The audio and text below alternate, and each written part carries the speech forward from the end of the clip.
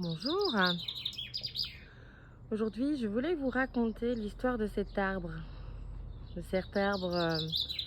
qui m'a donné une fleur un jour pour me remercier.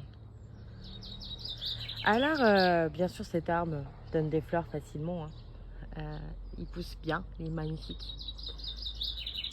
Il y a quelques années, je faisais mes soins chez ma mère.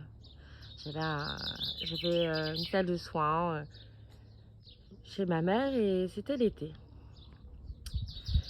Et j'ai eu de la chance parce que, en fait, le terrain que vous voyez, c'est ici. Il y a une partie du terrain qui est encore à d'autres propriétaires qui n'ont pas voulu vendre à ma mère. Et au final, cet arbre se retrouve à la limite du territoire. Et les propriétaires, les enfants, devaient couper un peu plus la haie qui est en face. Et ma mère était partie dans le sud voir sa famille. Et cet arbre était là et la fille voulait couper cette branche-là. Ou enfin, une partie de l'arbre en tout cas. Et donc, qu'est-ce que j'ai fait? J'ai été l'intermédiaire entre elle, sa fille, et ma mère. Et j'ai dit non, vous coupez pas cet arbre, vous allez couper une branche, ou moins couper une branche. Et du coup, c'est cette branche-là qui a été coupée, qui a bien repoussé. Et le lendemain, cet arbre a fait une fleur.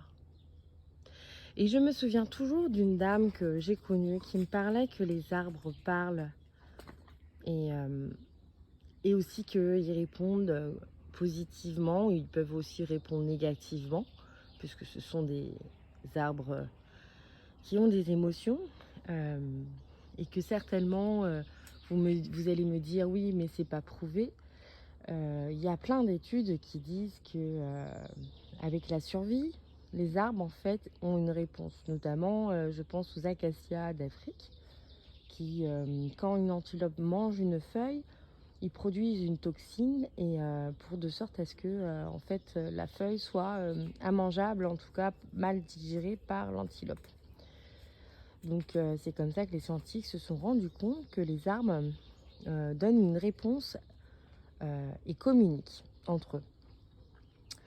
Et donc pour en finir, pour ma petite vidéo, je voulais vous présenter ce magnifique arbre qui parle. Et tous les arbres parlent. Et vraiment, sincèrement, si vous voulez entendre un arbre, branchez-vous bien à votre cœur. Parce que tout passe par le cœur. Et une fois qu'on est bien branché au cœur, on peut entendre les messages des arbres. On peut parler avec eux.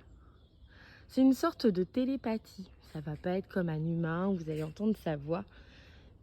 C'est un message qui viendra dans votre cœur. Et tout se passe comme ça dans la nature. Les esprits de la nature vous répondent par votre cœur.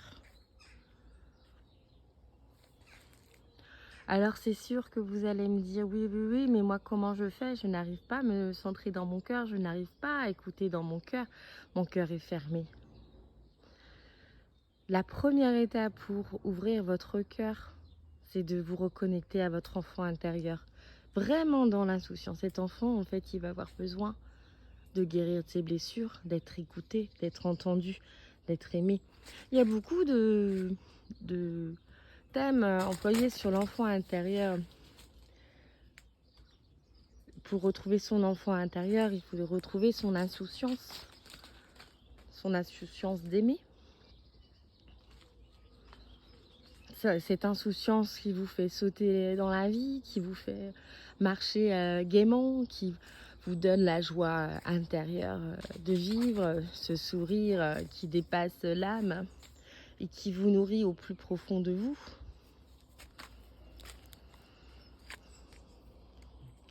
Cette reconnexion avec le souffle divin.